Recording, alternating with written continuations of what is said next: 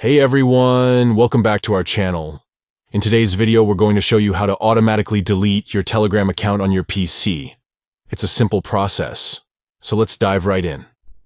First, open the Telegram app on your PC. Make sure you have it installed and logged in. Next, look for the 3 lines icon at the top left corner of your screen. Give it a click.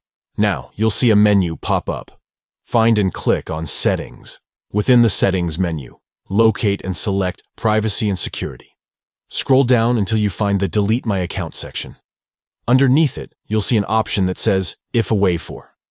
Click on that option, and a drop-down menu will appear. In the drop-down menu, you can choose the duration you want to allow for account self-destruction. You have options like 1 month, 3 months, 6 months, or 1 year. Once you've selected the desired duration, simply click on Save to save your changes, and that's it. Your Telegram account will now automatically delete itself after the specified duration if you remain inactive. By following these steps, you can ensure that your Telegram account is securely deleted when you're away for an extended period.